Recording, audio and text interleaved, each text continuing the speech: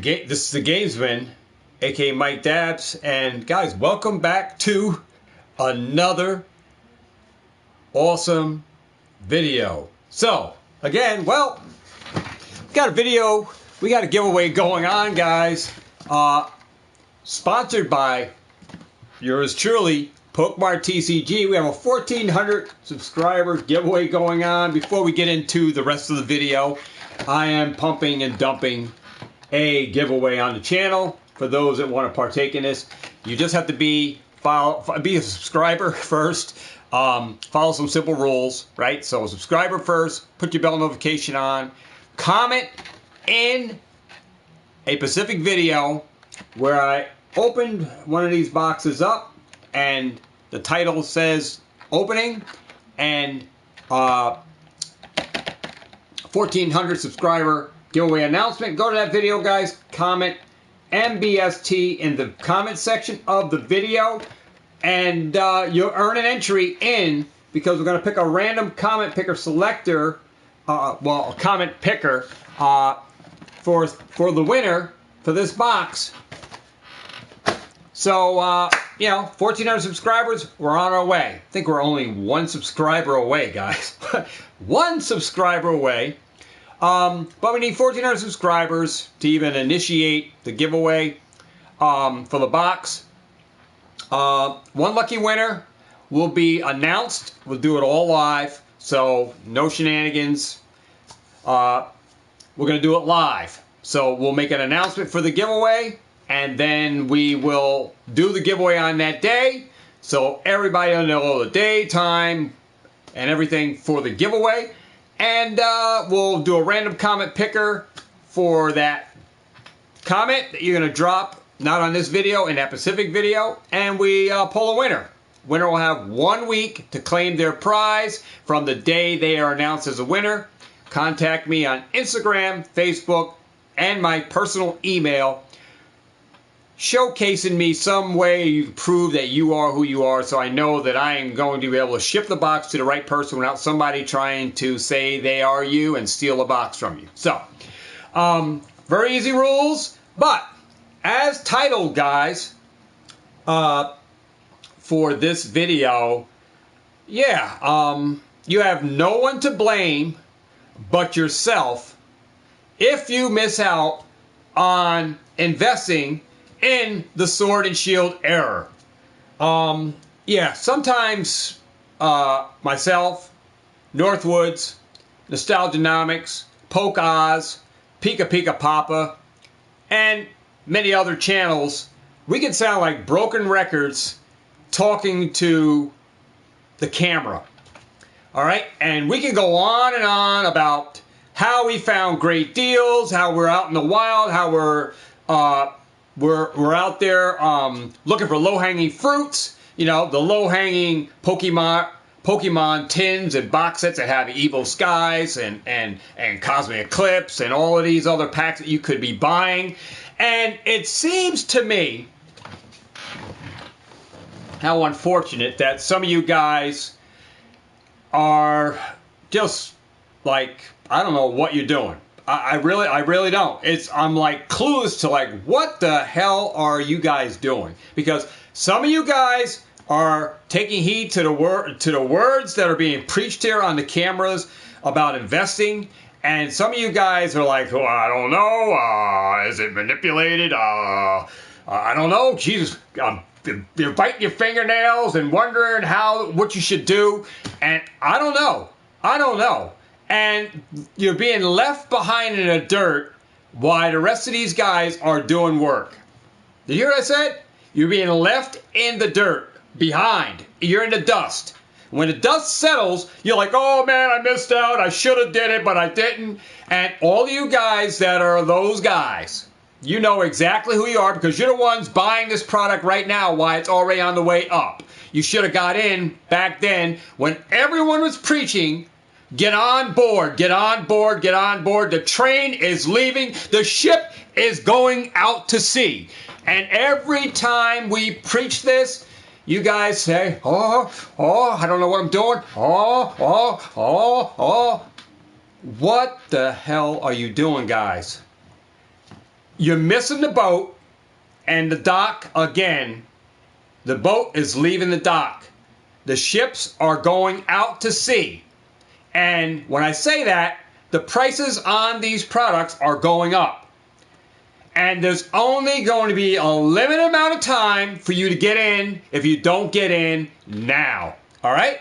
I'm not trying to cause FOMO for you guys. I'm in strong positions. I'm not saying I'm the best at what I do. I said, but I know what I'm doing. And I'm knocking on all cylinders, guys, with what I do, because I dump a hell of a lot of money into Pokemon products. And guys, I'm going to preach some stuff that I taught you guys before, and you're either on board with this or the ship is just going to leave without you, and you're going to be behind wondering why, if, and should you have got in. And if you miss it, you missed it, because there's no need to FOMO into all of this stuff. Facts are facts. Data is data. You cannot judge books by its cover. You either go with the program or get off the boat, because you're going to miss opportunities every time. All right? Every time there's an opportunity, there is ample time for you to get in. And ample time, it seems like it goes in this ear, out that one, and somehow in between all of the talks between Nostalgianomics, Northwoods, Poke Oz, Pika Pika Papa, we talk, we preach. It seems that you guys climb the ladder a little bit and then fall right back down, and on your back you're laying in the sun like, oh, well, I got a few things, I got a few things. Oh, but I had to sell them. I had to sell them because I had a financial crisis, because I got myself in some trouble, and, I took money from a bill that should have been paid. Now I got to sell this product, but I'll get back on it. I'll get it.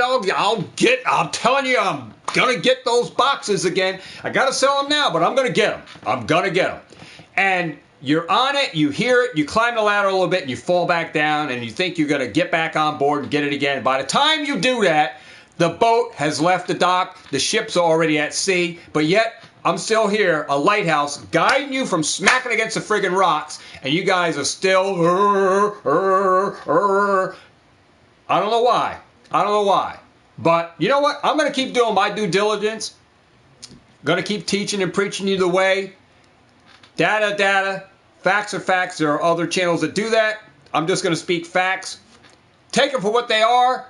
Do what you do. But the train will be leaving, guys. And I'm saying buy your tickets now, or you're going to not be able to board the train. So, with that said, I'm going to go back into some data that I preached before to you guys.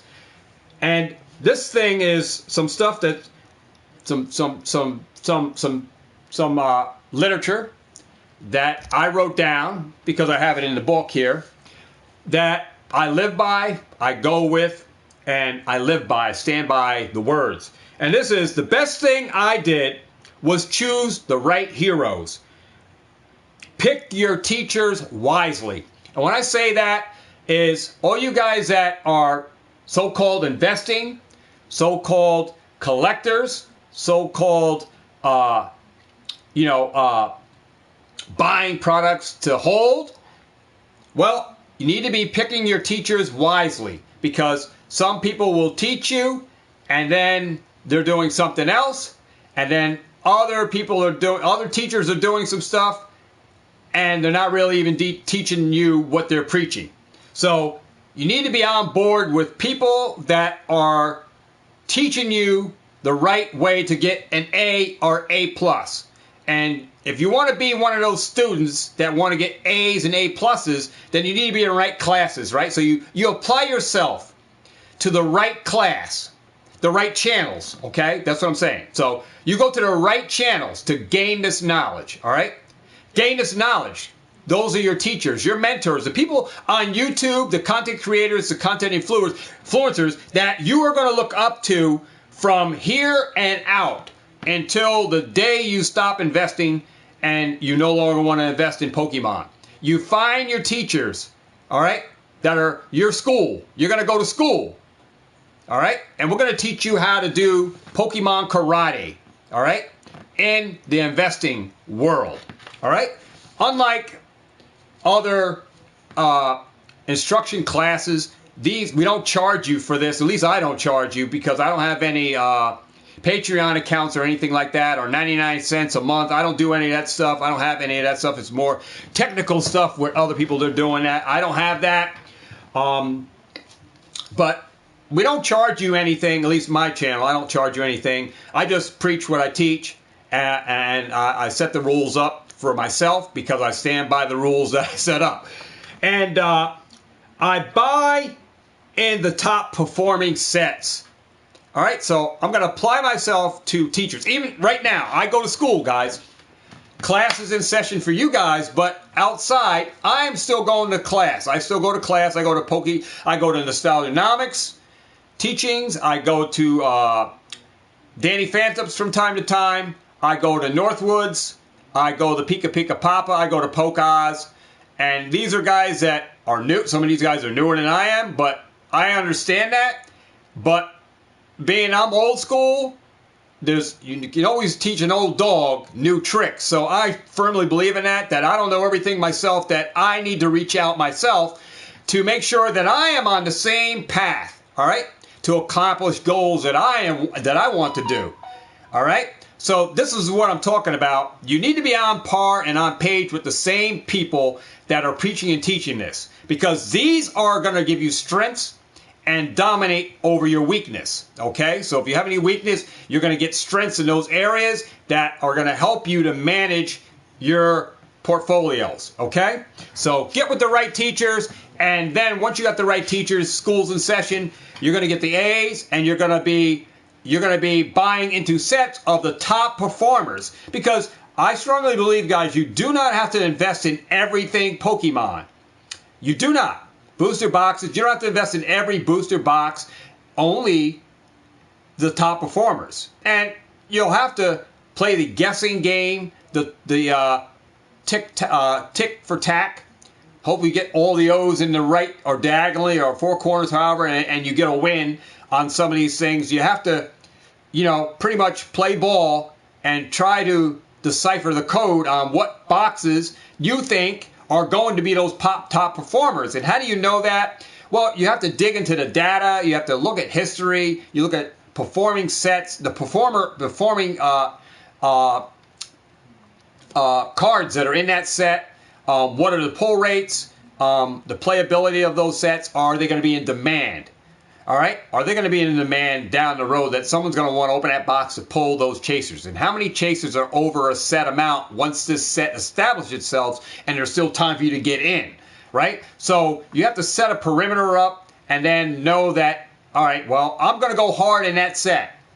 All right? I'm going to go hard in this set because I believe that this is going to be one of the top performers out of Scarlet Violet or out of Sword and Shield.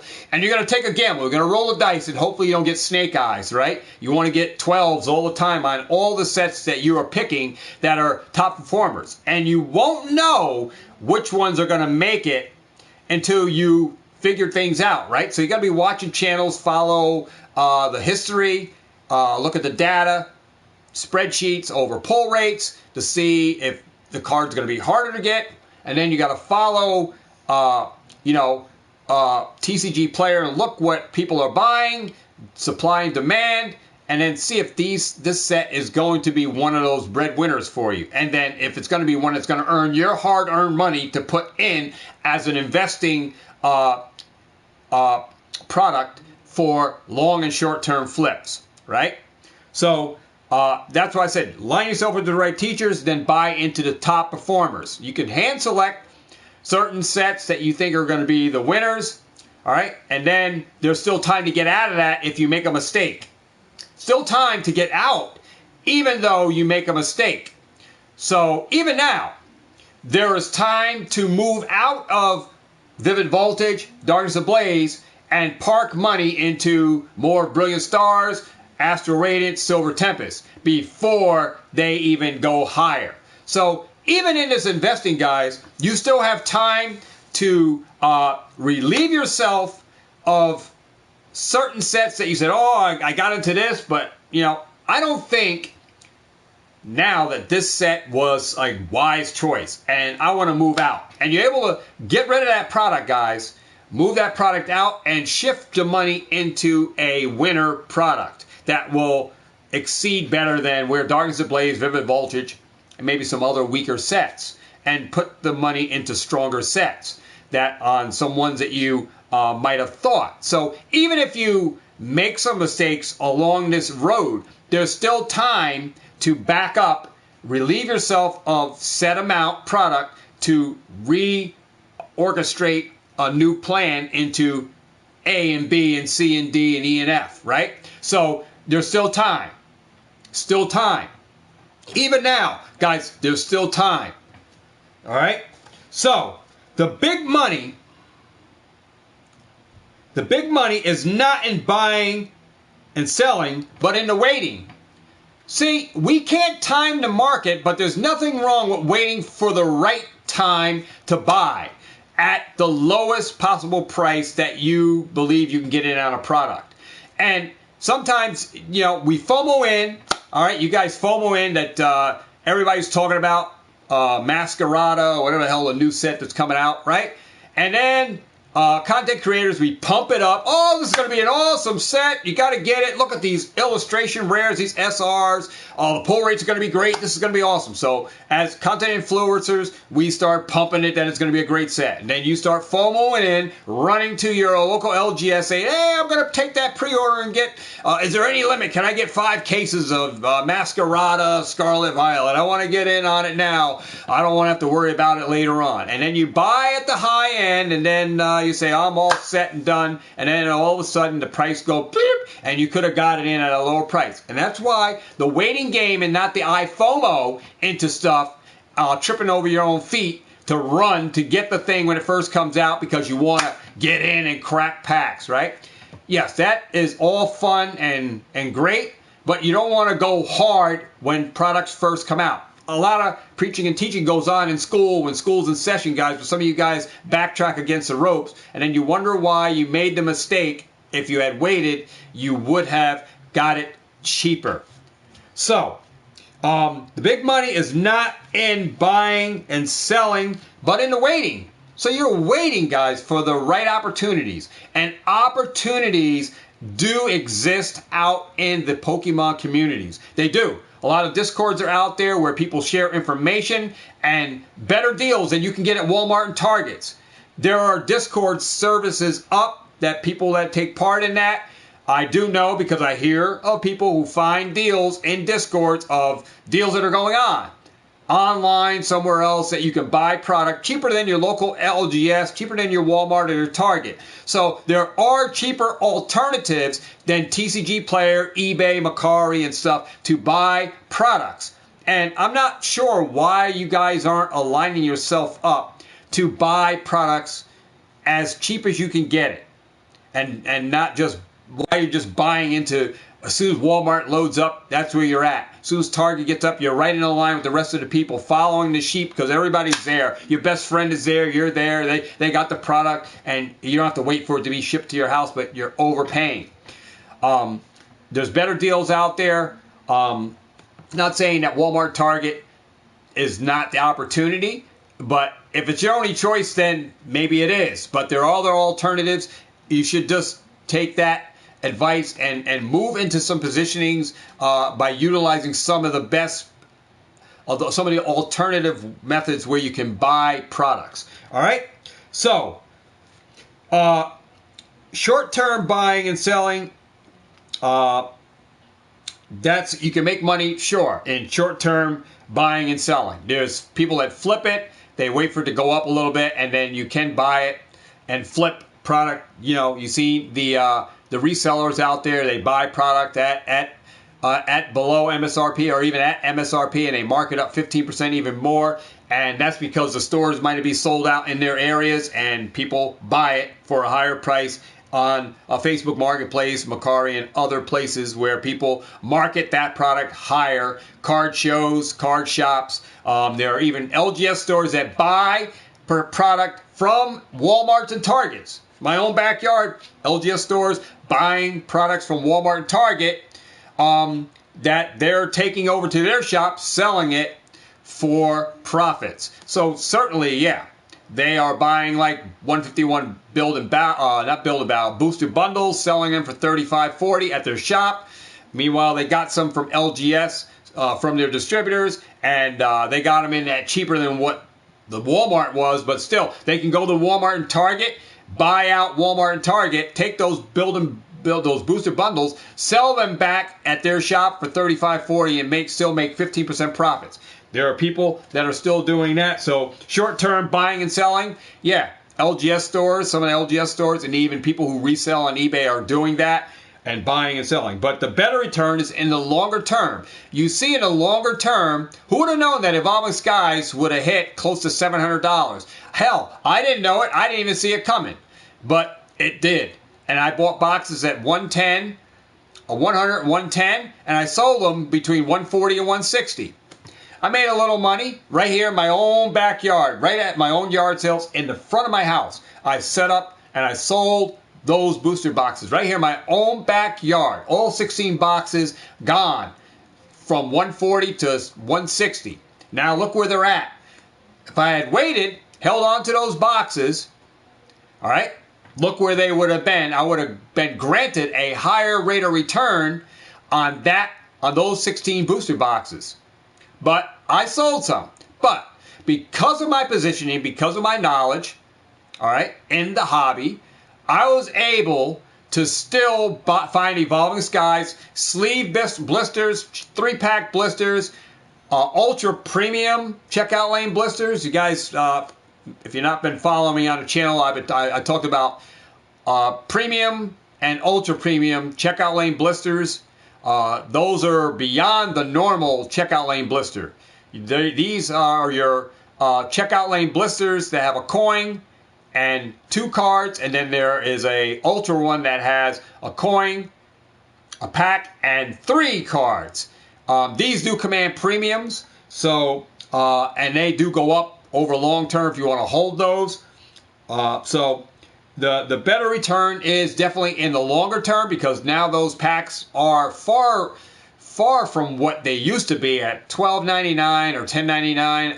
3-pack, they're like, for Evolving Skies, like 40, 45. The Ice Cube and the Ice Cube being like $40, and then the Umbreon one is like 45 for the 3-pack blister, and then the Build and Battle and the Build and Battle kits that had Evolving Skies in them, the single battle kits that had a stamp promo card in there, and you had 4 packs. Those things are going crazy amount of money. And then you had the stadiums that are going for crazy money. Then you got the ETBs and the 3-pack blisters and so forth and so on, other auxiliary products that have Evolving Skies. All are just hitting new highs, guys. Ultimately, all new highs. But a greater return. And I posted these rules, guys. Rule number 1 is never lose money. Rule number 2, never forget rule number 1, is you never want to lose money in this hobby, especially if you're investing. You always want to make smart plays and make sure that your money is going to work for you. All right, so you want to make strategic plays in sets that have strength. All right, and try to broaden your market or the spectrum on where you're going to park future monies when new sets come out. Are you going to go hard in that set, or going to go a little less because this set was a little lackluster and you're going to wait for the next set? See, you have to make strategic plays on where you're going to park money in strengths and weaknesses, because there are the dark side of Pokemon where you got weaker sets, and then you have the fourth side, the Jedi side, where there are a bright future for some of these sets that are going to perform better than the darker side of the weaker sets. All right? So, if you don't find a way to make money while you sleep, you will work until you die. And same in this hobby, I like to find ways to make my hard-earned money work for me. And how I find it work for me is finding those strengths in the sets that I park that money in. Because I don't want to have a lot of dead money. All right? Especially in a cardboard commodity. So you definitely want to put your hard-earned money into sets that will perform and will make money while you sleep. So overnight, while you're sleeping, and you're waiting for that day, These sets that you invested in are going to make revenue, are going to acquire a uptick in price. And this is where going to school, going to those right channels, getting this knowledge, and following suit, going to the class, school's in session, taking notes, and applying this knowledge to your everyday investing, to how you invest and what stuff you're going to invest into, is going to be strengthening your portfolio. So another strategic play that I like to do is I like to invest in business that I understand. There's no reason for me to get into something that I have no clue on what the hell I'm doing. So I don't know too much about stocks or the stock market, and to know that, I would have to do some research to, or get a hold of a stockbroker to help me teach me how to know what stocks are good to put in your money in, and that knowledge you may have to go to school for, get classes to take, and I don't understand that end of the market. I know I can put money in there and the stock could go up or down, right? But you want to apply that money in the stock market, right? Just as if you apply it in Pokemon into products that will rise, right? Because there's no need in investing into stuff and it's just dead money and you're never getting a dividend or never getting a return on your investment. So I don't believe in investing in a lot of money into dead products. So I'm glad I didn't get into MetaZoo. As heavy, that was something I was contemplating on, but I waited and waited. I filtered out and said, let me see how this TCG does. So glad that I did. And look what happened. It flopped. So when you make plays in here, you need to really follow suit, and look at things from a distance before you jump all in. So you really got to sit back, understand the market you're in, understand what you're going to get yourself involved in, understand how much money it's going to take to position yourself and to get from A to B. Because if you're looking at it in a longer term and in the hobby for a longer term investment, you want to make the plays in strategically into strengthening strong sets, right? So, investing in business you understand and into products that the money is going to work for you, it makes sense. All right?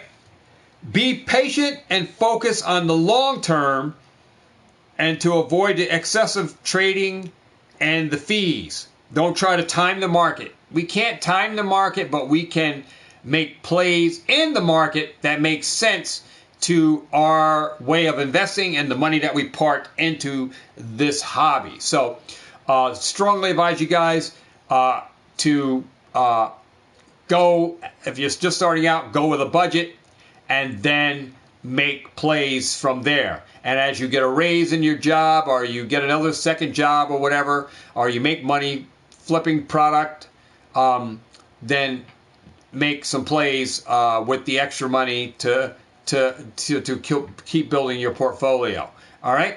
So another thing that I found, that I have a personal portfolio, like my own binder. Like I have my own personal binder, and I believe this is my binder here. So I have my own personal Pokemon binder. All my full arts and alternate arts here. All the cards that I love and enjoy. And my own personal. This is my own personal binder. I'm going to give you guys some food for thought. And take it however you want. But I'm going to tell you guys, keep your emotions in check when investing. And when I say that, I'm not emotionally attached to any particular thing. That, when it's time to sell and I'm ready to sell, then I will move the product. Same for my own personal collection of cards. I was just talking with Pat's Power Channel that my own personal binder of my cards, maybe at the collecticons and stuff, card shows that I do. These very same cards may be up in my display cases for sale. I'm not attached emotionally to anything Pokemon. Okay? I love the arts. I love the cards. All right? I'm investing heavy into products that if I want to pull a card, I can pull the card. If I want to buy the card, I can buy the card. I can always buy the cards back. And so never be afraid to move out of positioning on stuff to park money, but always be ready to park money in another. Always have a plan B when you relieve yourself of money, of product. Be ready to position yourself with that money. Because right now, banking institutions are not going to give you the same return you are going to get in Pokemon. It's not going to happen. Your better returns are in the assets that you have. The Pokemon cards themselves will get you greater return than actual physical dollars being in the bank for any long term. Doesn't matter how long you leave that money in the bank, the plays in the cards will always outperform that money in the bank. Not saying that you should take all your money out of the bank and dump it in Pokemon. I'm not saying that, but I'm just saying that this is the trends that Pokemon has, that over cash dollars, the American dollar is weak, where the asset of the cardboard in shiny Pokemon is strong, where the dollar for dollar is higher in the asset that you hold as a collectible than the money that is sitting in the bank. And based that you're getting dividends on that cash, it doesn't exceed what you will get in Pokemon. So it's up to you as an investor what percentage you park into the collectible and what money you leave in the bank. All right? So, but definitely keep your emotions in check when you're investing into sealed product. Because I had a lot of people message me about, you got all this product, how come you never, you're not afraid that you're going to open it? Guys, I got product that sits in my closet for weeks and months. I'll leave it here, and I will crack the doors open, and it'll still be there. And you guys, you never crack that? You don't get the urge to crack? Guys, because it's mind over matter in this hobby. I'm an investor. Yes, I'm a collector. All right? But I know I can crack product whenever I want. The product ain't going nowhere. I can go to my storage unit. I can crack this cabinet open, grab packs, open up. And I can open up for the rest of my life on YouTube if I want. But that's not the life that I chose to run the channel as an opener. All right? Yes, I will crack packs. Yes, I will buy singles. Yes, I will invest in product. And yes, I will sell product. All right? There's no losing situation in the market. All right? It's up to you and what your plan for what you're going to do with your portfolio is totally up to you on the course that you set forward to go. And I just keep my emotions in check that, yes, I got the itch, I can crack some packs, and I know I can crack packs whenever I want. So, it's not an urgency that I can leave the product in there. I can crack packs whenever I want. It's just I have a total different mindset now that in the hobby, yes, I like cracking packs. I love opening, the experience, the fun factor, yes. But I also like the thrill of the hunt on going to stores and buying online and finding deals on Pokemon products in store, online, Facebook Marketplace. That's another thrill of the hobby that I ride on, and it's like a roller coaster. And I love those thrills and the ooh-ahs that I get, and the thrill of the hunt of finding product in stores and stuff like that, and online and finding deals. That's another thrill. And being that I buy product basically every week, I buy product, I'm at peace with myself, and I know that the course that I'm setting is a course for the better. I'm trying to better myself and my family's life as well. all right, to position myself, in the hobby, and position my finances of strength in product, all right, that I can recoup later on down the road at any point when I want to sell some stuff. Yeah, I can sell stuff and I can reposition back into different stuff. That's what I like about the hobby. And at any point I can sell. And I got into this hobby and I'm in no rush to sell anything. Never have. I never got in just to make money. It's just been the course that's set is that you can make money in this hobby. And that's just one side of the fence. You can stand with me on that or against me. There are people that are against people who sell. I don't care. I'm still going to do whatever I do. So regardless to whatever side of the fence you stand on, you can reside with me or don't reside. I'm still going to ride the course out in the momentum that I set for myself, the projectile and where I'm going, the direction of where I'm going. Still going there regardless, right? You can't let people, disrupt or on your embarkment, on your journey. But on your journey, you're going to, have fun. You're going to make some mistakes. Surely I made some mistakes. Maybe down the road I made some mistakes. You're going to adjust if you made any losses. You're going to, but your losses are going to,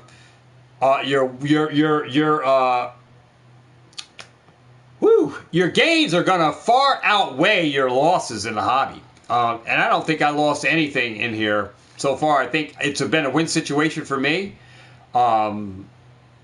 It's been gains for me.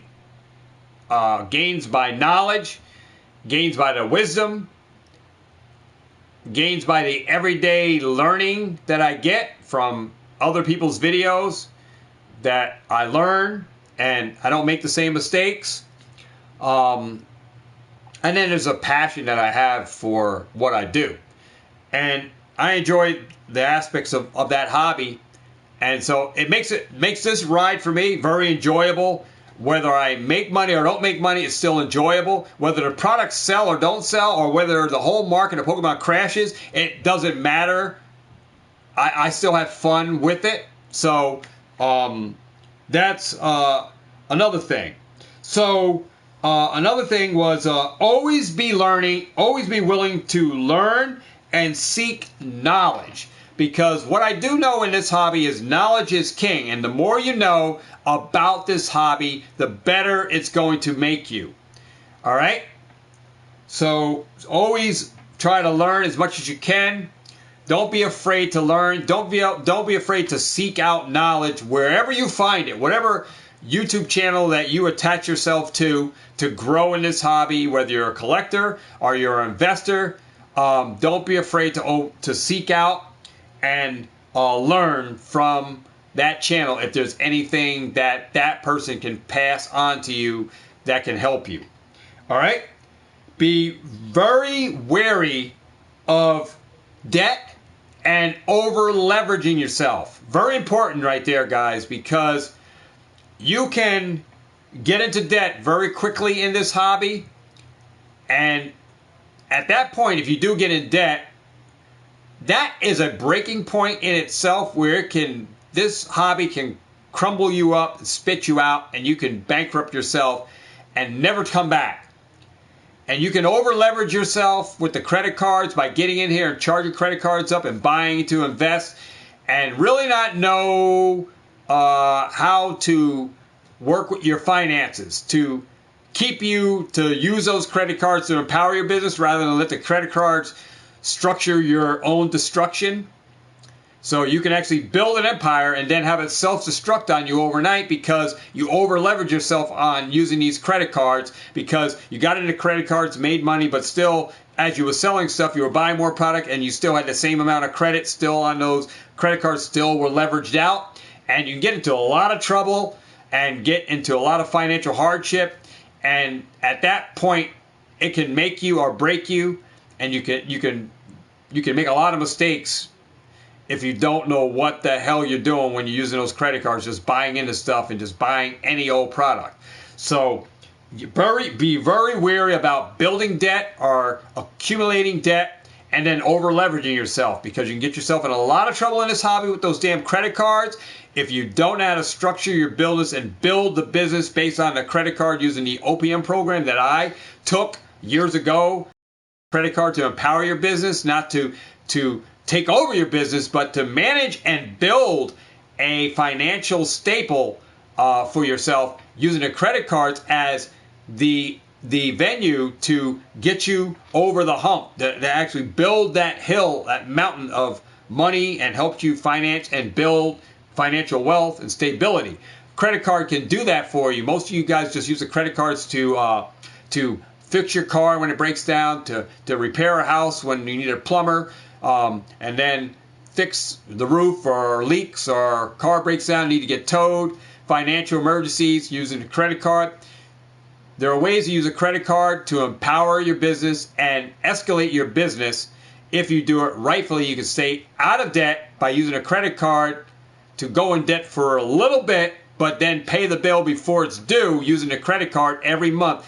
Paying that bill off long before it's due at the end of the month. You're paying the credit card before it acquires any interest, and you're right back at stage one with the credit card free and clear, and you're able to charge the credit card again once you find another profitable item that you can buy, flip, and sell, make money back on it, and use that credit card to continue to build capital and build credibility, build credential line of from a $500 credit card to a $1,000 credit card, from a $1,000 credit to a $1,500 credit card to a $5,000 credit to a $10,000 credit limit, and still use that credit card to empower your business until you get to a place where you are comfortable with the finances that you have saved up from all the credit card debt that you use that credit card to help build and strengthen your business, as a gateway that allowed you to build wealth by using a credit card to empower your business and then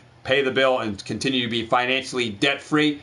Yes, there's a way to use the credit cards. Most people in the world just use credit cards for emergencies when things happen, to buy a plane ticket. And then you pay over time that debt that you acquired. You don't pay it off in full at the end of the month. You always pay it in installments and over time, in months and years, and you acquire interest rates on that leftover balance on the credit card.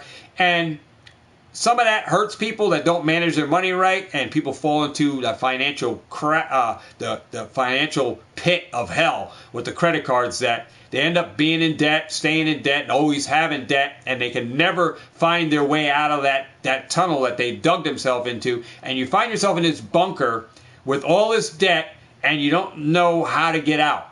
So that's just a thing you can acquire with a credit card. It can be a great tool, or it could be your worst enemy. And how you apply yourself with the credit card, well, not a lot of people use it to empower a business or to structure a Pokemon empire or build wealth. You can build wealth using a credit card, using other people's money. When I say other people's money, you're using credit cards. That the credit card's not yours. It's Capital One. It's what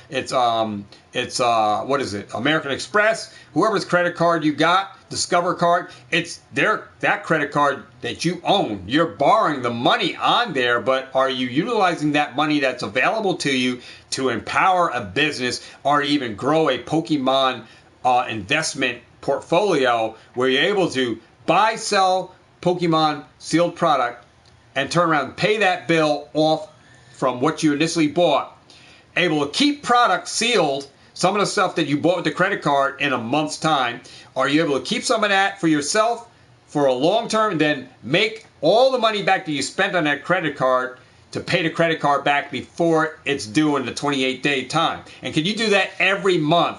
Buy repeatable Pokemon products with the credit card and pay the bill off every time and still be able to keep product. Can any of you guys financially use a credit card to empower your investment? If you do that, I would love to hear back from someone who is actually using a credit card and paying the credit card off in full, and from stuff they're selling, from what they use a credit card to buy, and financially building a stability point using a credit card of borrowed money without taking loans or against a house or extra credit line or anything. You're letting that credit card work magic for you, and you're paying the credit card bill. If any of you guys do that, I'd love to hear back from you, because that's exactly how I started off.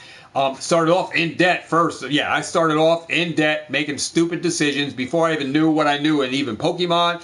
Before I made these mistakes years ago. I'm 56 now. I made these mistakes back in my youth, so I know what the hell I'm talking about. And I use a credit card to empower a business, and it actually got me debt free. All right, so I know what I'm talking about, a credit card, and some of you guys don't use that credit card to empower a business or utilize it the way that I did. All right, but understanding that, guys, always be willing to learn and seek out knowledge, and be wary of carrying debt or getting in debt and over leveraging yourself. So, holding on to investments that are performing well.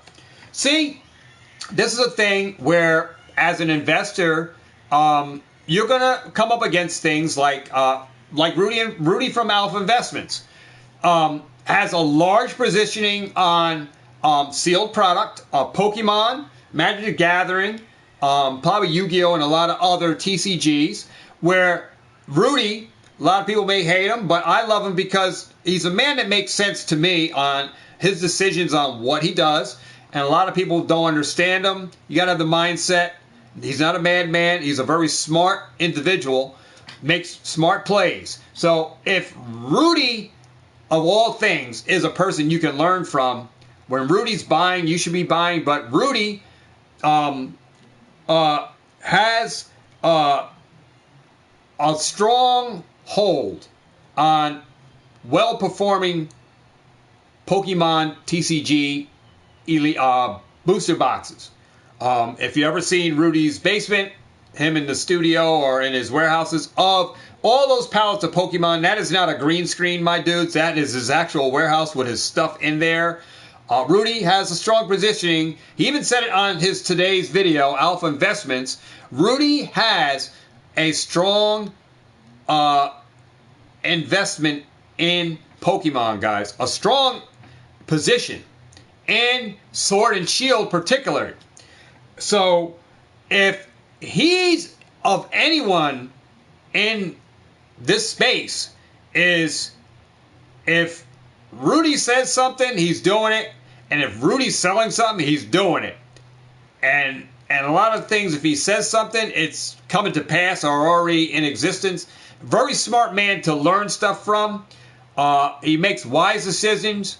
Yes, he takes some L's, but the L's are low compared to the gains that this man is making. So he's one to actually learn from in this hobby. And when Rudy's buying and not selling, and I know he has a Patreon and all that, but when Rudy's buying, that's a sign there, guys, that dudes, you should be doing something too. So understand the risk. See, it's a big word there. Understand the risk in every investment. See, that's something that you all need to understand, because you can get into this hobby, think you're going to make a hell of a lot of money. You're going to make it fast. You're going to make fast money. This is easy money. We're in Jeopardy or, what do you call that? Steve Harvey does it. You play fast money. I forgot what his thing is. That show that he does. And you get into fast money. You guys think you're going to make fast money in this? Yes, there's money that you can make in Pokemon. But do you understand the risk that if you're getting involved in this, the risk that you take are high? And it's a big gamble. It's like scratching off a dollar ticket of a lottery card. That most times when you scratch that lottery card of a dollar ticket here in New York, most of the time it's going to be a loser. So out of 250 tickets, most likely there's maybe 30 tickets on that 250 spool of tickets. There's maybe 30 winners on there, if that are going to be winners. And you may get a hit that's going to get you more money than what you paid out, but most time you're going to lose on those dollar tickets. And same in Pokemon. A lot of you guys are going to lose out. All right? And the reason I say that is not to scare you away from investing in the hobby. It's to hopefully help you to make wise choices that you accept when you apply yourself in this hobby, because you're going to make mistakes. And that first mistake could either break you or make you. It can either bankrupt you or influence you to keep doing more because you are happy with the money and stuff that you made from that initial sale, but still doesn't make you that much better, because you can still make a mistake that will break you. And you got to understand these risks, guys. This hobby, things are going to happen, and some things can be manipulated for sure. And there are going to be gains throughout the time you're in here, where there's going to be graphs of ups, graphs of downs. The ship is going to go in that perfect storm, and you're going to like, woo, I'm going to ride the waves, going to bring in all the tuna, man. I'm casting my line, I'm casting my line, I'm casting my line, and the tuna's coming in the boat. And just like in that movie, The Perfect Storm, if you're not weary and you're not mindful, your ship will go into a wave, and your ship will try to get up that big friggin' wave, and all of a sudden your boat just goes over, just like in the movie The Perfect Storm, and all of a sudden you find yourself in a whirlwind of trouble. That's how quickly it can happen to someone in this hobby that gets in here and doesn't have the knowledge, the schooling, the tutorials. They just get in here and think they know everything, and they don't take the precautions. They don't understand the risk or presume the risk that they're going to embark on in this journey. It could be a struggle for some people because you're in it for all the wrong reasons, thinking you're going to make a lot of money very quickly, and it could be the opposite, you're wearing the wrong shoe on the wrong foot. All right, and your ship can capsize. So, get in this hobby, learn from people, from the teachers, guys. Learn from the people that are doing it, not the people that are sitting behind a chair faking stuff off, not even doing what they're saying. There are people that are in here saying they're doing stuff, they ain't doing it. And you'll catch on. You'll see how long they last in the hobby. The ones that say, oh, I'm investing in this and I'm doing this. See how long they last. You'll see how long they stay in here. I've seen a lot of channels come in doing stuff, opening packs, and then they're here today, gone tomorrow. And they're not here talking the talk that they used to talk, and they're not here doing the walk that they used to walk. They're gone. A lot of channels been in here, gone. A lot of channels that I used to follow and you watch and rip, they used to open packs, and a lot of people moved on. We're in a new age, guys. We're in a new age. There's this investing now. And you got to be in it for the long term. Don't worry about the short term. You're going to make gains in short terms, but the mentality here is not for short term flips and making money. Yes, that is a possibility, but don't look at it as an opportunity all the time, because it's just not going to happen all the time. Even though opportunities will present themselves, and cash will be able to exchange from your hand to someone else's, or into your hand from a deal that you make. So the opportunities will present themselves, but it's in the longer term of the hobby that you're going to make large gains. All right, large gains depending on where you're putting your money at, and how much money you are actually putting into this hobby. I come from a $25 investment into now a $1,000 investment. So I come a long ways from 8 years of what I used to do at $25, moving in on a budget of $25 to $50. I moved on budget scales to now $1,000. So, if you're not able to move large positions of cash into stuff, then you start on that small scale and build yourself up. Don't just march in and think you're going to go right in and you're going to go ham and buy this, and you're going to be sitting on a gold mine 20 years from now because you could be buying the wrong stuff. So there's going to be mistakes you will make. And this is why videos like mine, videos like Nostalgianomics, we can speak about our mistakes, speak about things that we used to be into and mistakes we made, and we bring the presence of ourself for video's sake, that we can help you to eliminate yourself from going into those potholes and getting into the ruts and making mistakes. And that's the good side of YouTube as a content creator, not trying to cause FOMO or cause you guys to FOMO into buy something. Because I'm not here to pressure anyone to go, oh, I better get Sword and Shield, this guy's pushing it. I'm not pushing anything. We're here talking about investing, and we're talking about Sword and Shield Era as your last possible stop to get in before these prices do go. Because I was really taking heed to Rudy from Alpha Investments video, where he was talking about the Sword and Shield Era as the golden age because of the alternate arts. And this is a very, very epic stage of Pokemon, because it was we had the best of the best come out in this age of Pokemon in the history of it doing it. It's been some of the best times in the hobby were in Sword and Shield. And Rudy was talking about the booster boxes on the trajectory of all Sword and Shield. Booster boxes should be at a level of $500 a booster box.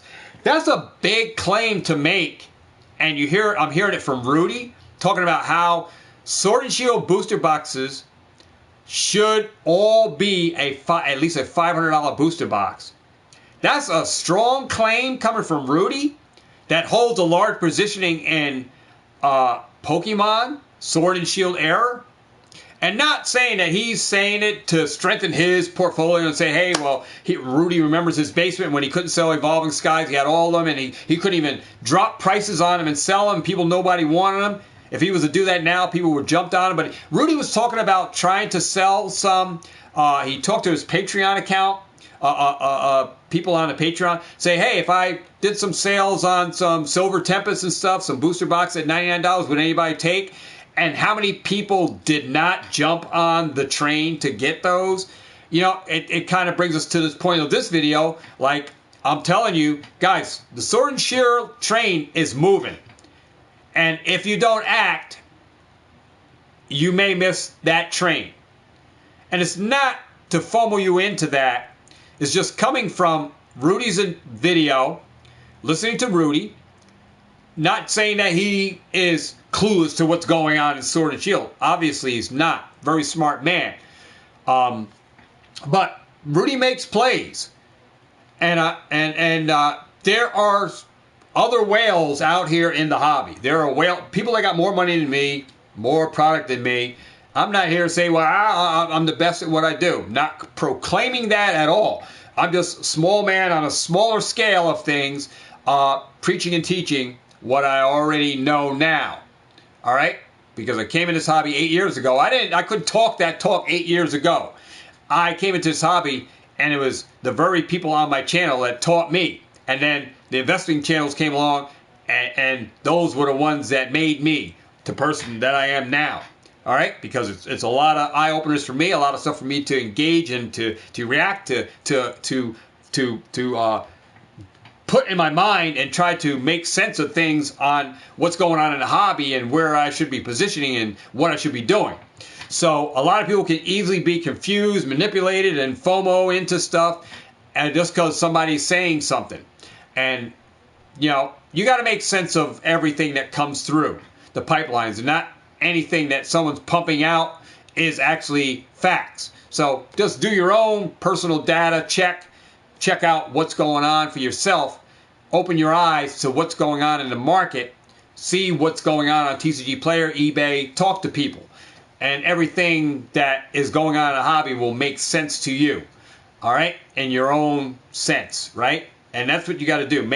Put sense to what makes sense to you. And then work with that in your portfolio. Just don't FOMO into what anybody's saying. All right, I know chat is going up. I really haven't been paying attention. I'm just trying to get this video out because I can lose focus on what I'm talking about, and then we get caught up in the chat. So I'll hit the chat up in a little bit and see what you guys are saying, but I'm just trying to get this video out, not trying to just I know I'm doing live streams, and one of my guys from Let's Go TCG say, hey, I was in the chat, you weren't even paying attention, dude. You doing live streams, you got to pay attention. I know about the chat, dude. And I understand, but sometimes the video has to go out. I don't want to get unfocused on what I'm talking about, and then I get mumbled jumbled up, and then I never bring out what I'm talking about, finishing up. So trying to get you guys on par to what I'm talking about, then you guys can make some kind of sense on what I'm talking about. So understand the risks that are involved in every investment. And if you do that, guys, it will help you to make sense of things when things don't seem clear. You can actually work through and make up the mind. You make up your mind on what makes sense to you. Passive income is crucial for financial freedom. And I'm talking about financial freedom in a Pokemon space. I'm talking about investing in Pokemon. We're talking about investing in cardboard, and then talking about becoming financially free. Yes, this can be a pathway to financial freedom for some. Not all, but some.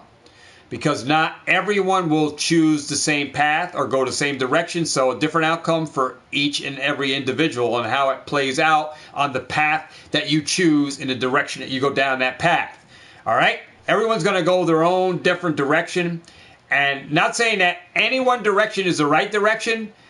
Your outcome can be different. That means your profitability can be different than someone who chose a different path. Someone who just collects ETBs, his profitability will be different than somebody who just collects booster boxes. And that path that someone chooses to collect just Pokemon Center ETBs will be different than someone who just collects English ETBs, and it will be different than somebody who just collects booster boxes. And then it will be different from someone who chooses a path to go off the forbidden path and just collects booster bundles, building battles, 3-pack blisters, checkout lane blisters. So that portfolio can be different than that person who collected all that other stuff. And then someone can do the total opposite and go PSA grading, collect all grading slabs, and then that can go different than someone who collects all raw cards, and that can go different than someone who just collects Japanese, Korean, English. So your portfolios,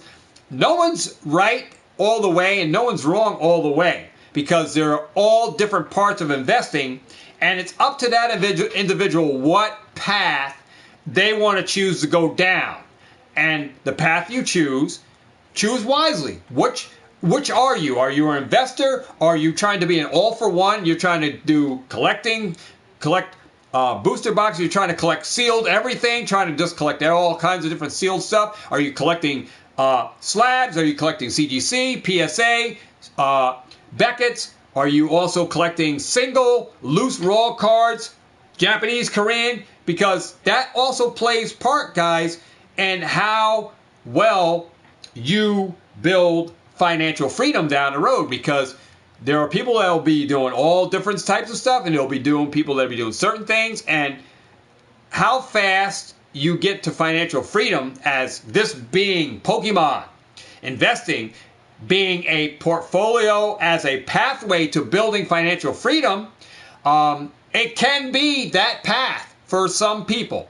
A select few people can be financially free Pokemon investing.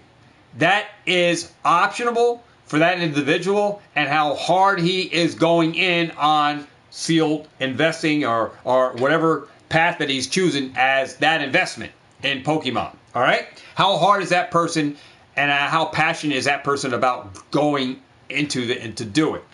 All right? So, be willing to admit when you're wrong and then learn from your mistakes. See, there's going to be a day you will make a mistake, and be willing to admit to yourself, hey, you know, man, I was wrong. I said Darkness Ablaze was going to be the big one, and I invested 85% of my money in Darkness Ablaze, booster boxes, and sealed product, and that flopped. I'm admitting that. Not me. I'm just using it as a, not saying I did that, guys, all right? I'm just rule of thumb, all right? I'm just using myself as an example for you guys, all right? Just putting that just as an example, saying that, hey, I bought a Darkness Ablaze. I bought in 80% of Darkness Ablaze out of a 100% portfolio. 80% of my money is locked up in Darkness Ablaze, all right? And that can be a mistake that you admit to yourself in what you did, that you made a mistake. The thing is, how do you reposition yourself from that mistake now? And how do you not make those mistakes again? So the first thing is you relieve yourself of the mistake. So admit to yourself, man, I made a mistake.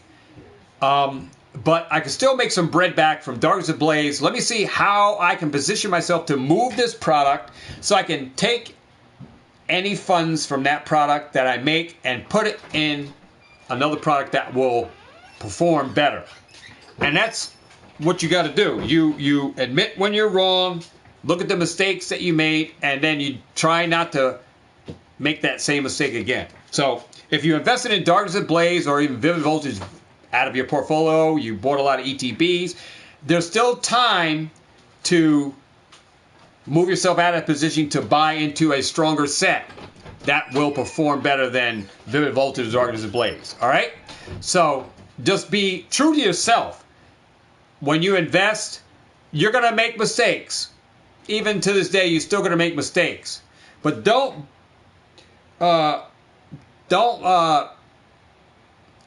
be afraid to admit to yourself that, yeah, it was a mistake I made, and your story can tell a tale on how you got out. Don't let it be the doomsday for you that you're just going to throw in the towel and give up. Try to position yourself. Get rid of the product. You may take some losses on it, even more losses. If you want to move out of it, position yourself with the money that you make.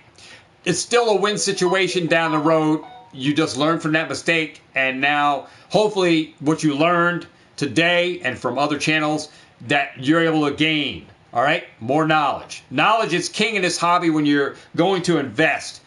And like I said, I'm here just for you guys' edification. I'm trying to properly position you guys, all right, and position myself because I'm still learning, right? I'm not going to say I know it all and I'm the know-all way, that my way is the right way and it's my way or the highway. I'm not saying that, but I want to make sure that I am going to be a light here for you guys, that I don't cause anyone to falter up against the rocks and come crashing and their portfolio. Man, I believed in you, Poke Martese. You told me to buy battle styles. You told me to buy this. You were pushing this. You were pushing auxiliary. I did exactly, and my portfolio is crap now, and I lost this money. No. Follow your own light. But the light that I shine, let it be bright to you. I want to lead by example, that what I preach and what I do is not something that I'm behind this camera and I'm not doing myself. So if I'm telling you I'm doing something and then you follow in my shoes, damn be damned if I don't. I am doing exactly what I say that I did. And I don't have to hide behind the camera and say, hey, pump this out to you guys, and I'm not doing exactly what I'm telling you. I'm a preacher of the exact words that I'm teaching to you today. And the product that I buy is in storage units. I can bring it out at any time, show you exactly that, hey, I was telling you about this. I was telling you about auxiliary products. I have them. I have them. Have some in the cabinet. I show them on videos. They're on Instagram.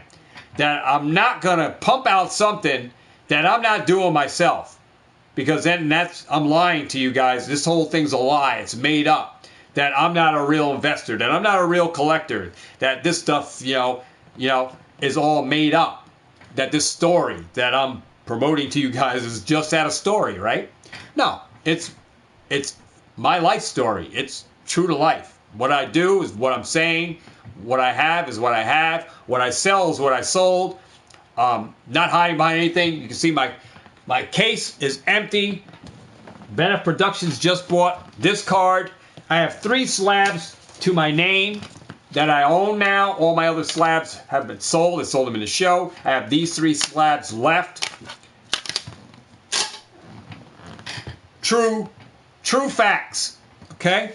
I still have all my sealed products. I still have all my binders. I actually was going through my binders today, sorting out stuff. So I still have all my stuff, guys.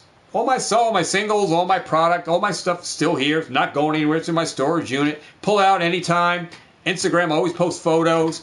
So I'm actually doer or sayer of the word, and I love watching all the investing channels because it's great content. I learn.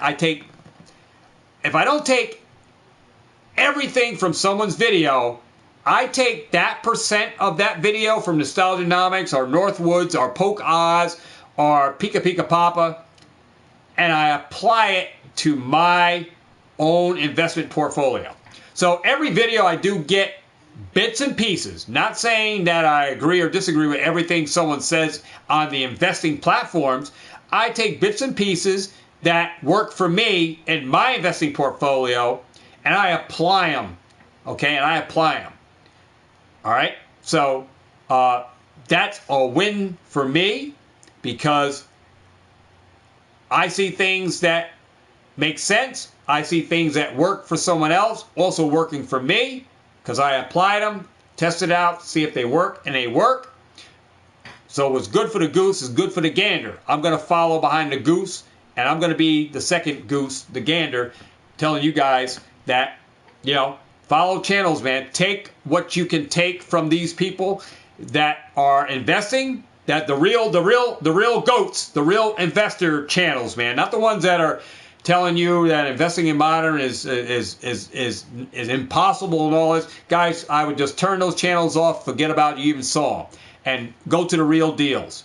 You want the Holyfields in this investing. So you want to go to the GOATs, the ones that are teaching you guys, the ones that are preaching this investing. Go with the winners, all right? All right? Because those are where you're going to get facts. Apply them to your portfolios and see that you don't turn out to be a winner, all right? Because I want you guys to win in this scenario. Regardless of how you are investing, I want you to be a winner, all right? I want you to build financial freedom, to get out from underneath the credit card debt, to be financially free, so you can be the next ones at collector cons and say, hey, dude, so glad I met you, Poke Martisi. So glad I took your advice. So glad you were talking about Nostalgianomics and all these other Pokemon investing channels.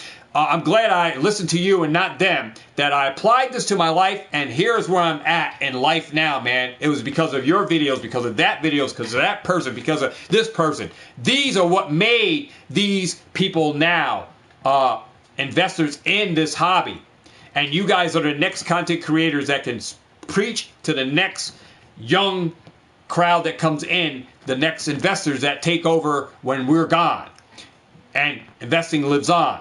So, I'm going to preach you, teach you exact things that I'm doing. I don't have nothing to hide behind. Just, the camera, yeah, I'm behind the camera, but I'm going to spew out words. And some of these people, guys, that gatekeep stuff may not want knowledge that we're bringing you to the table because they were holding this knowledge handcuffed.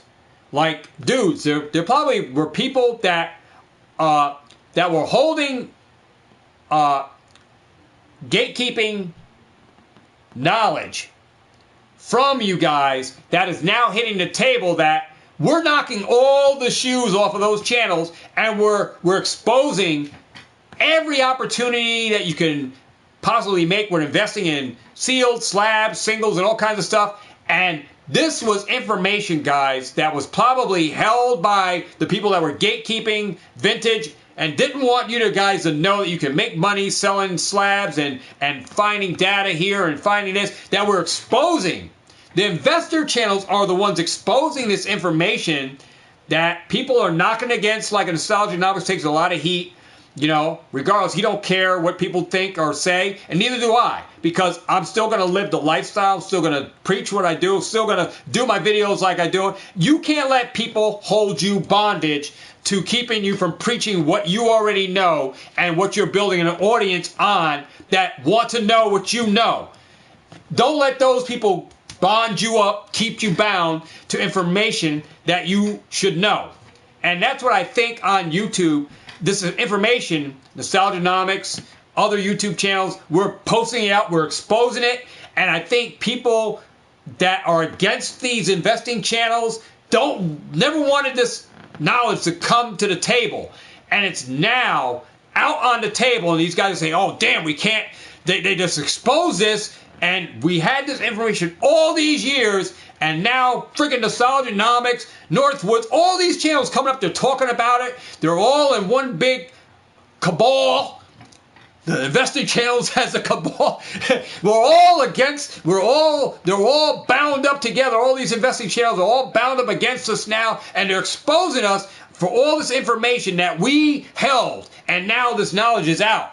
And I think that's what's going on, where we as investing channels, we get that heat from people that didn't want us to expose stuff that we're exposing. And I truly think that that is part of the reasons why Nostalgic might even get a lot of heat on his channel about stuff, because people are knocking up against what he's teaching, because the knowledge that he brings to the table. Very informative videos, very smart guy.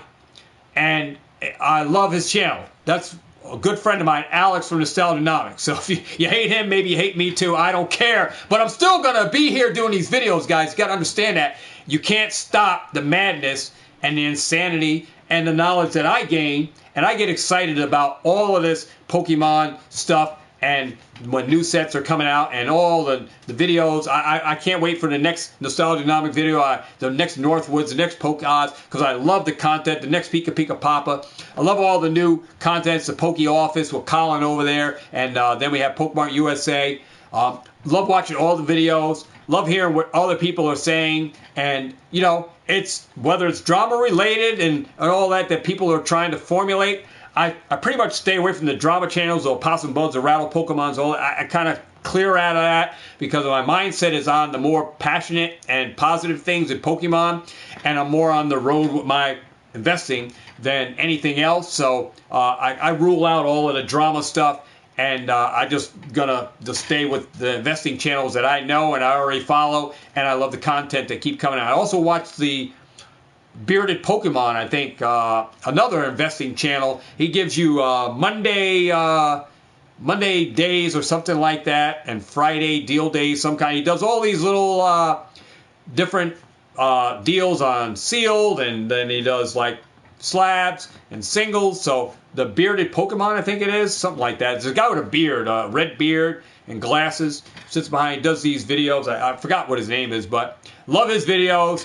He's an investor third. That's what he says. He's investor third, collector first, something like that. You probably know what I'm talking about. But I watch him. I enjoy his videos. Everybody, guys, there's a lot of people that bring a lot of stuff to YouTube, a lot of content creators, and, and a lot of them are investors themselves, but they're on a smaller scale, or they enjoy the hobby to the investing point as well as being a collector and buy sealed. But they do dabble in the investing, and that's what I love about it, that some people are still right on in. They're investing in the modern, but yet they're a collector of the PSA slab, and they are buying singles, because a lot of people pay attention to other people's videos, right, that are promoting, data sheets and spreadsheets, like Pika Pika Papa puts out data sheets on singles and all of that stuff, and then the Bearded Pokemon comes out showing you data and all that stuff about cards that are going up or cards that are undervalued. I love watching all this stuff because it helps me to, like, you know what? I don't have these cards, so that looks like a solid play there. And I probably ought to move into that. And then I love Nostalgianomics. I was watching his video today, how he was moving in with all the Trainer Gallery and Galarian Gallery cards, buying those cards on a larger scale, like 20, 30, or 15 to 20 Galarian Gallery, Trainer Gallery cards. He's buying them to grade them. I mean, there's all type. I mean, hey, there's plays all over the place here in Pokemon, and there's room for everyone in this hobby. However, if you're a buyer, seller, flipper, trader, reseller, investor, collector, of sealed or singles or slabs, whatever, there is room in the hobby. There's room in the hobby for people to come on and speak their mind and talk. So there's room for everyone in the hobby, and everyone has their own opinion. Everyone can formulate their own opinion, make their own opinion, cast judgments, whatever, right? But, the part of the hobby of it is it's fun. Enjoy the hobby for what you're doing, and enjoy it for that. If you are an investor, enjoy it for the investing part. Enjoy it for the sealed product. Enjoy it for, the singles or the slabs, whatever. Whether you're a PSA grader or pre-grader or you're a rip and shipper, enjoy the hobby for what it is. All right? Whatever you get out of the hobby, for whatever channels that you do apply yourself to. All right? So, do not be afraid to go against the crowd. When I say that is to go against the crowd, you're like, wow, well, what do you mean? What I'm saying, guys, is this. Is when everyone's going left, you can go right. Doesn't mean that you should follow the sheep because the goat herder is herding you over and say, hey, go get that Celebi art. Let's go. PokeRev did a video. Did you see that? Go out and get that thing before it hits $200. It's going to go. It's going already. And as a goat herder, right, herding up all the sheep, everybody's going left to go after that Celebi. You're going right and you're chasing the Pikachu VMAX, or you're chasing the All Art Umbreon from Evolving Skies, or you're chasing this or you're chasing that. While everybody's going left field, you're going right. And I say that on this side note, that while everybody's talking about booster boxes, collecting in sealed booster boxes, or you can no longer collect in ETBs because that's a thing of the past, that although they might be investable, booster boxes, ETBs, are not the only thing that you should invest. So while everybody's on that mindset, I kind of go against the crowd. I go against the grain, and I go and I get auxiliary products. So, and I get the Evolving Skies tins, the Evolving Skies packs, the knockouts. I go against the grain, guys, even though I know booster boxes. This I know. Booster boxes are king when it comes to investing. But I do knock against the grain, and I go against booster boxes when I find other auxiliary products that are cheaper than the booster box. So if I can still find Sword and Shield error packs, depending on what they are, and Pacific products, I chase after those products. So is that wrong that I do that? Or is it right that I do that?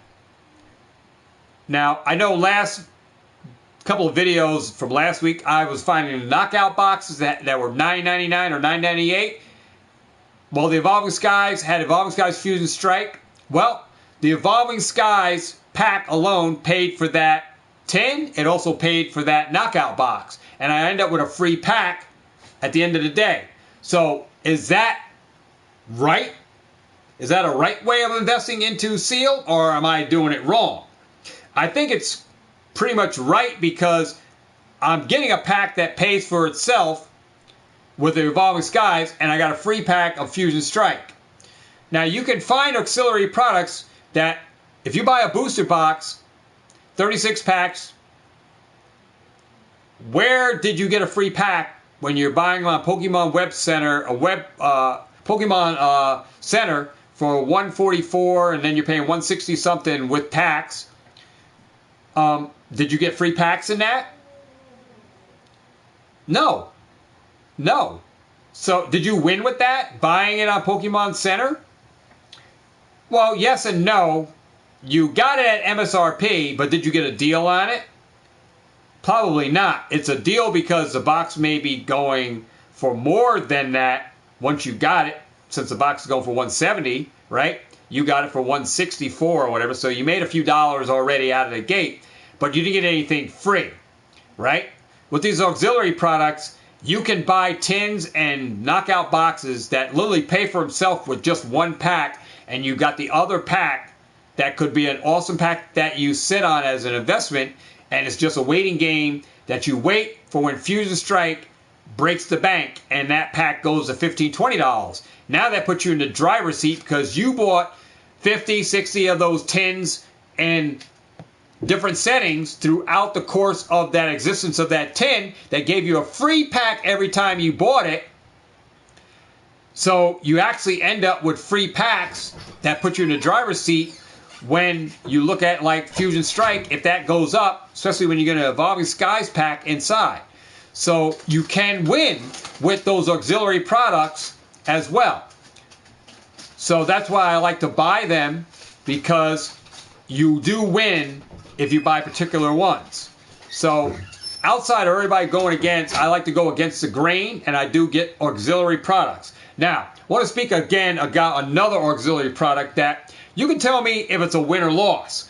And I'm going to talk about this Mass Boston EX box, because this box, I paid $19.99 at Walmart, and now Walmart.com selling this exact box, guys. I'm going to tell you the packs. It has Paradox Rift, Scarlet Violet, and it looks like 2 Paradox Rift, 2 Scarlet Violet base set. Walmart.com, guys, you get this Mass Boston EX box for $12.50. Think I'm lying? Go to Walmart.com, guys. Go check out Walmart.com.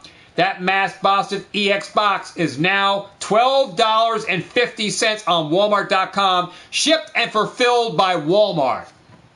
So for $20, $24, you can get 2 of those boxes for literally what you pay for one with tax. Is that a deal? You're getting 8 packs for $24. You can buy 3 of them and get free shipping. So that's 12 packs. Is that a win? You tell me. It's a great box to break down, especially when you get a big jumbo card. You get 2 promo cards of a future and an ancient, I believe, right? Well, an EX and a future card or something, or some kind of holo. Then you get the jumbo. So it has ancillary value built in with these 3 cards. We could probably sell these 3 cards for $5 by themselves. Bought the box for $12.50, sold these 3 cards, the jumbo and the promo, and you can even throw the code card in with that. Sell these for $5, and then you got the packs alone. That's you can hold for the long term, but you make $5 out of the $12.50 you spent, so you're in this for about $8 some change a box now, and you got 4 packs. That brings it down to like $2 a pack. It's a win, guys. Even though you're getting Scarlet Violet, you get Paradox Rift.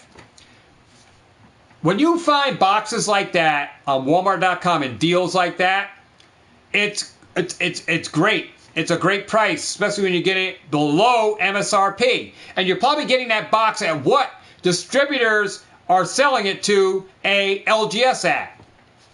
So, you know, that's what I do. I like to buy, go against the grain. When everyone's going left field, I go right. When everyone turns left, I'm going right.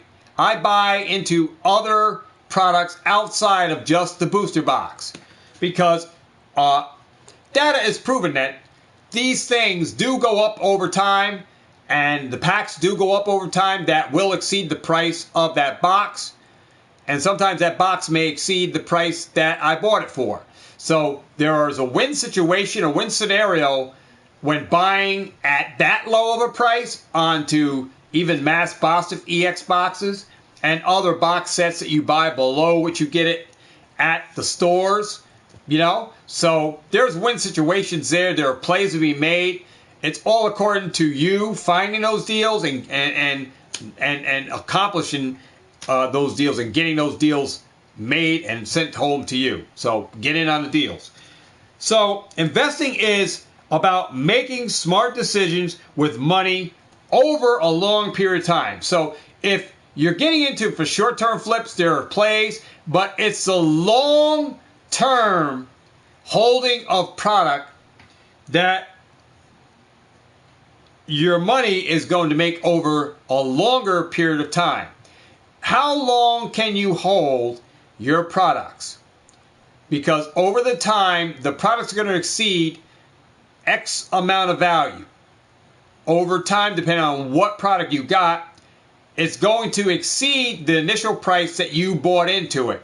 Time and time, history will always repeat itself that box will never be the price that you picked it up from as long as you hold it for the long term. That box will never go back down to the price you paid for. It will always have an increase on it. So when it goes out of stock, out of rotation, the box that you got will normally go up in price. It will never be the same price once they stop selling it on Pokemon.com or wherever the websites, wherever it goes out of distribution, sells out, and it's hard to find. The box sets do command some kind of premium. They do go up depending on the pack selection inside, but it will never be the same price that you picked it up for them as long as you hold it for the long term.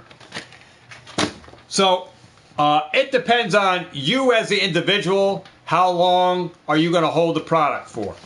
So your investment portfolio can grow astronomically larger than someone else who got rid of product in a lesser time than you did because you said, you know what, I'm in it for a long term. I'm going to hold it for, I know such and such got rid of their product 5 years. I see where it's at. That's a good return on as an investment, but I'm going to hold out even longer. Just know this, that your buyer pool for said products and certain booster boxes, once they do hit the floor, once they hit they level out.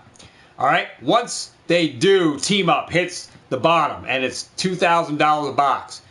The next time it goes up is when the next time that those particular products or that set cards in that within that set are manipulated, are talked about, or someone finds something in that set that said, holy cow, we missed something.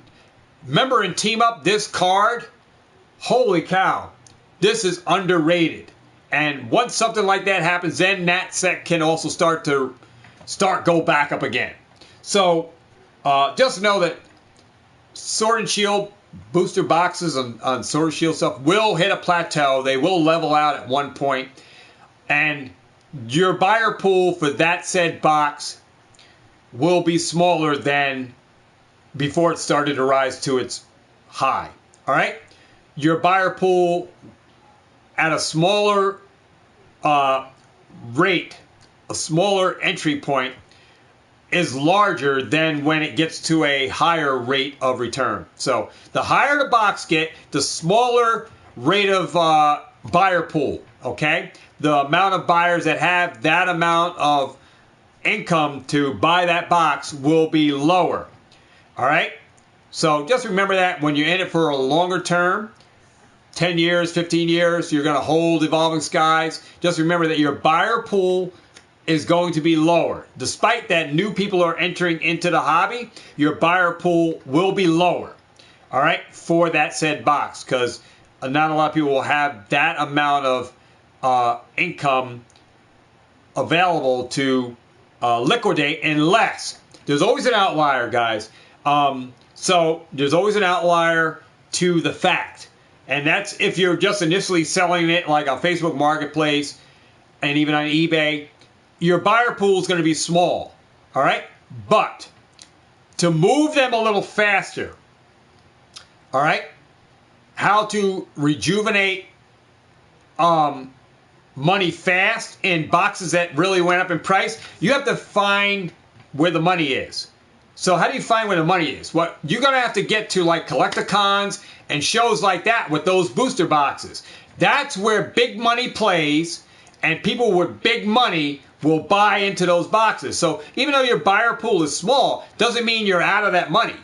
There are plays to be made by taking those elite trainer boxes once they hit $500 and you say, hey, I want to move them. Maybe they're not moving on eBay, maybe they're not moving on Facebook Marketplace, but you can move them if you bring them to card shows, card party, collector cons, card shows in your area that do Pokemon and sports cards. You bring those boxes to shows and you offer them to dealers at the shows to buy for cash. And yes, you may have to discount them a little bit, but still you're going to move those boxes. So there is an outlier to the fact that, yeah, your buyer pool is small, but your open opportunity to move those boxes faster and quickly within one day is to bring them to shows in your area, bring them to collector cons. You load up a case of Revolving Skies, you bring them to the show. Or you bring 2 cases on an airplane with you. Or you ship them to your friend's house in North Carolina. You're going to go to a card show down there, a card party or a collector-con, wherever. Ship those boxes down there to your friend's house. Say, hey, dude, I got these X amount of boxes. I'm going to ship them to you. I got insurance on them. Let me know when they arrive because, for collector-con, I want to bring those boxes to collector-con. I want to offload them.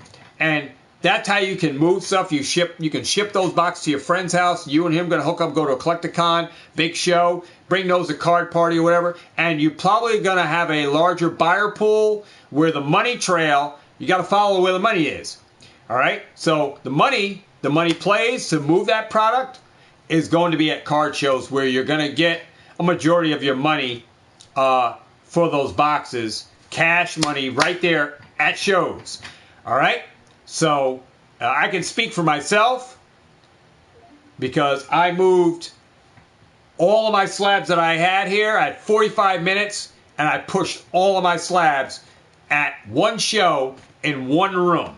In one room. It took me 45 minutes and I was only in 1L. In 1L. I started in the lobby, but the persons there at the lobby were busy, so I said, you know what, they had a bunch of slabs there, but they were busy talking back and forth, and I was like, standing here forever, like waiting, like, dude, are you open? You're interested in these slabs I got? I didn't get to pass them on to them, so I stepped away. They were so busy jib-jabbing, the women there, so I moved out of that and moved into a room, and I went from the first table. And then from that, I moved slabs at the first table, the second table, the guy took whatever that guy didn't take, and then I went right on down the line to the L where my final deal for the other remaining slabs were gone, and that left me with the 4 slabs that I have here with one of the slabs going to Bennett Productions. So I moved 4 slabs, a bunch of slabs, $350 in, and I got cards that I wanted at the show, cash money, sold the slabs $350, and I got cards that I wanted. So very, very easy peasy. Shows with a way to move it. And I moved the slabs. And I had those slabs right here on Facebook Marketplace where I had people of interest still hitting me up for the 4 slabs. I have people still hitting me up for these 3 slabs because these are the only ones I have left. I have people hitting me up. But had I brought those to the show, they would have been gone too. That fast. But I said, I'm going to hold them up. I'm not going to bring those to the show. But had I brought them to the show, those slabs would have been gone too. I would have sold all my slabs. So I got out of the slabs that I really wasn't attached to. I want to move into some higher end slabs for my my vendor POVs that I'm going to be doing. So I want to move into higher end slabs than what I even got now. So moving out of that position into other slabs that I paid. I bought some slabs for cash, but a lot of the slabs that I did get, I did a trade for video games. So I'm into it for very little. But yeah, we're going to see what happens with these other slabs. So like I said, next show, if I still have these slabs, I'll bring these to the next card show that I go in New Jersey. I'll bring these slabs and I'll trade them for cards that I'm looking for, even alternate arts that I might have missed out on. All right. So with that said, we're going to look at the chat. We got Bennett Productions. What's going on? Hot Wheels says most is sealed. Lots are open. Oh, awesome. Hot Wheels says, hence, my name is to wit I collect. Okay. My name is to wit I collect. I don't know. But other than that, man, this is a video. So, you know, um, the boat is getting ready to move. All right, it's getting ready to leave the docking bay. All right, prices are on the move for Sword and Shield. The booster boxes are on the rise. Booster boxes are being sold off the Pokemon Center website. They're being removed, and you guys should know this, that once said products move off Pokemon Web Center, it's a seek and destroy. These things hit all new highs. The booster boxes just go crazy. Right now, there's alternate arts going crazy in the Sword and Shield era. So the whole Sword and Shield era of product is a big maze, guys. It's all over the place. Prices are all over. Whether it's being manipulated, well, we'll know. But I do believe that they may come down. Prices on the cards may come down, but they'll reach a new high. Booster box will come down, but it'll reach a new high. All right. Despite that they're sold off of the Pokemon Center, if they come restock to the Pokemon Web Center, then that may cause the prices to adjust themselves again. But Pokemon Sword and Shield era is in a readjustment phase right now. We don't know where it's going to stop, when it's going to end, but it's all, prices are going all over the place. Alternate arts going off the chain, some stuff getting stagnating, some stuff going crazy. Booster boxes all over the place. Sword and Shield is rumored, like Alpha Investment says, could be the golden age of Pokemon, another historical era in Pokemon. We may be sitting in another historical era of Pokemon in just the Sword and Shield era. And to tell you the truth, guys, I'm still stuck in Sword and Shield because I'm still finding the product. And despite that I'm finding the product, I'm still finding 151 product, and I'm jumping on one, not Japanese 151. I'm finding 151 Pokemon product in stores, from anywhere from booster bundles to Alakazam boxes to Zapdos boxes to ETBs, and I'm buying them, guys. I'm buying them. Strong supporter on 151. I don't see this set, you losing on this set as an investment. I don't see you losing on 151. All right? I don't see you losing, and that's on English. I don't know about Japanese, but Japanese may be a winner too on those booster boxes, especially if you can get them at $70, $75, maybe a play, because there's only one Master Ball in every box, and there may be some plays on that Japanese booster box, guys, at 151. But I'm sitting back, guys. I'm waiting to see about this reprint. I don't own any Japanese 151 booster boxes. All right. I may get some. I don't know if I'm going to go ham in because my money is tied up in other. My money is tied up in English for the most part, and I don't want to miss out on restocks on stuff because so much stuff is going on in this Pokemon right now, with older tins and stuff showing up with Evolving Skies. Guys, I'm not trying to miss my opportunities on that. And I'm not trying to miss opportunities on 151. So I'm really not too focused on Japanese products right now at this point. All right? I'm focused on English and restocks and what's going on. Maybe sometime I'll come down to earth and get on Scarlet Violet era and get on some Paldea Evolved booster boxes. But right now, I'm not involved in that. I have packs and stuff, but I'm not involved in like getting booster boxes for Paldea Evolved and Scarlet Violet. I'm not. I do hold some product, guys. I do hold some booster boxes of that stuff. I don't think I have any Temporal Gift or Paradox. I have Paradox Rift, some, not a lot. I do have Scarlet Violet, and I do have Paradox Paldea Evolved. I do have some of that. All right, but not heavy positions. All right, still believe there's time.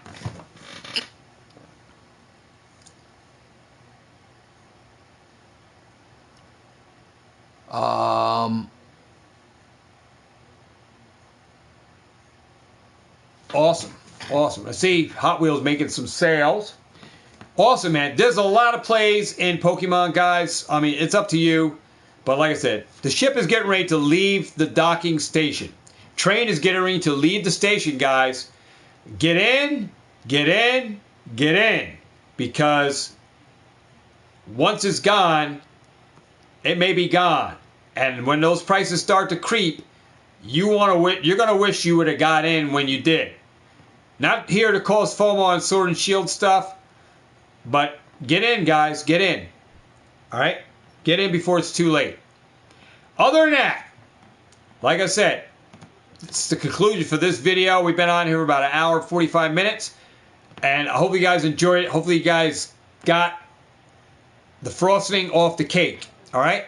And got the deepest of the deepest of what we were going in depths and talks on.